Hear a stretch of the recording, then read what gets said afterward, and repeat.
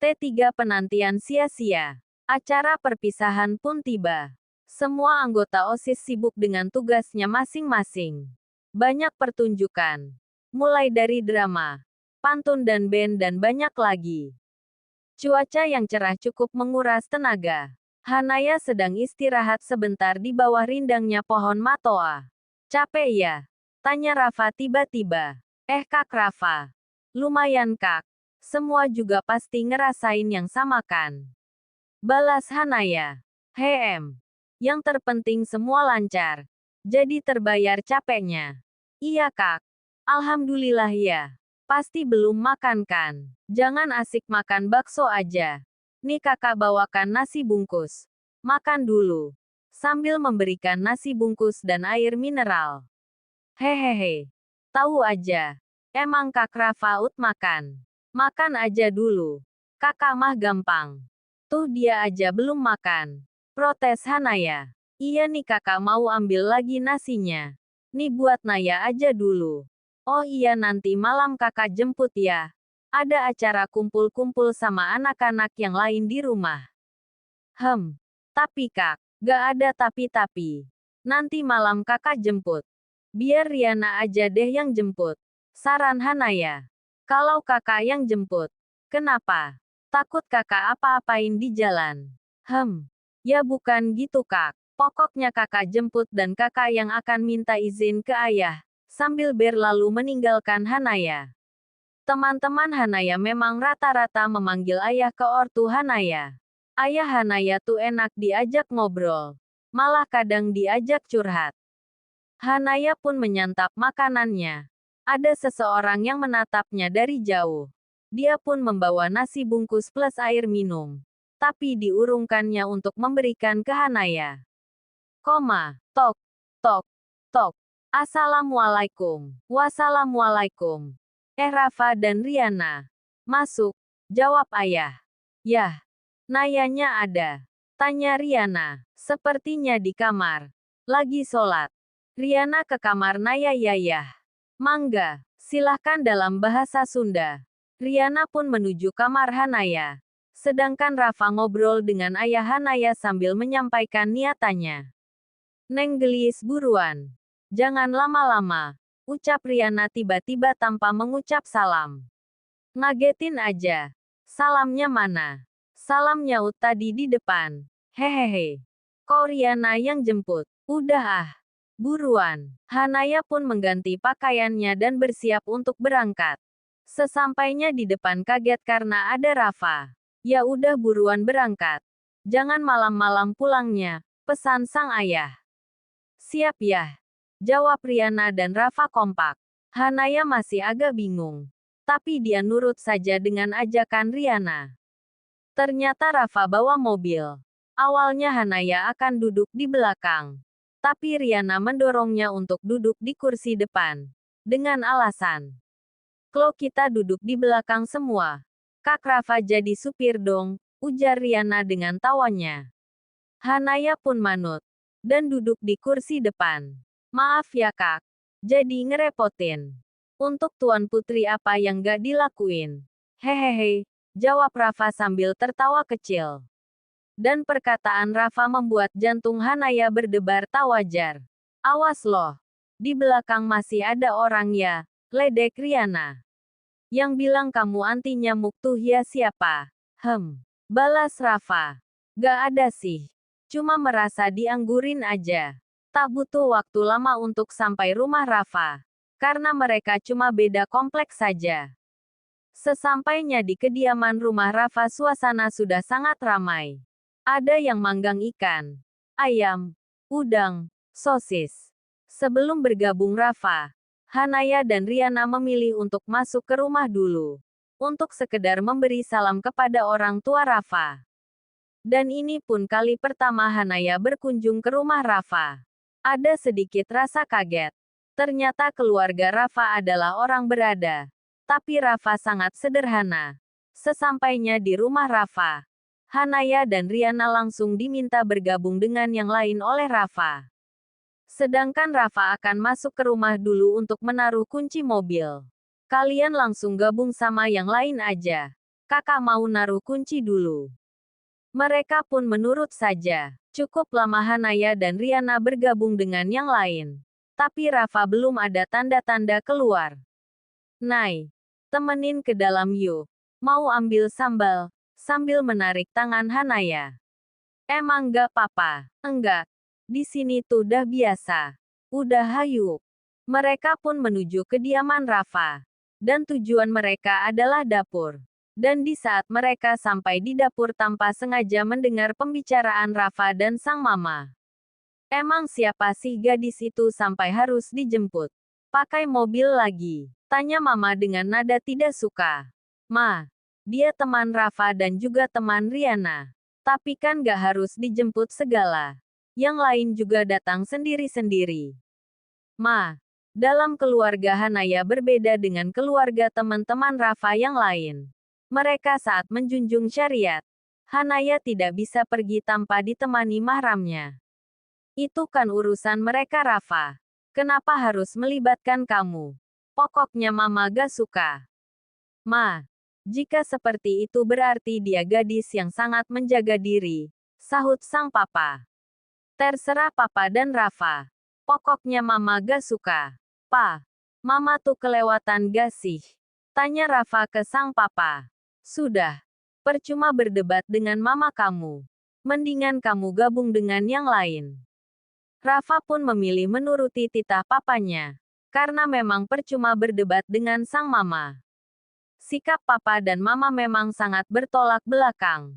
Mendengar semua itu membuat ekspresi Hanaya pun menjadi sendu.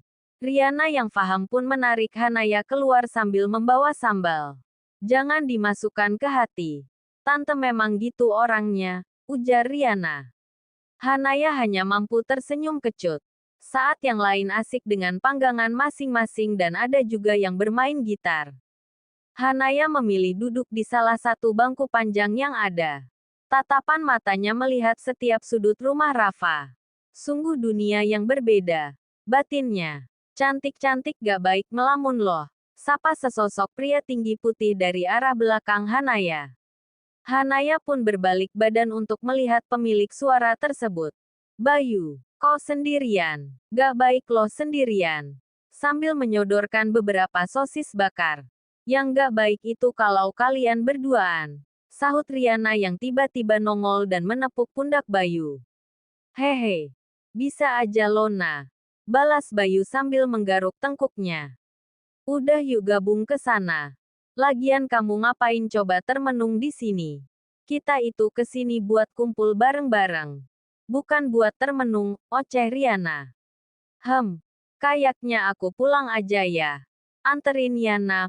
Pinta Hanaya sambil menggoyangkan tangan Riana. WHAT. Acara baru aja mau dimulai Nai. Gak. Lagian kan tadi Kak Rafa yang pamit sama ayah. Apa kata ayah nanti?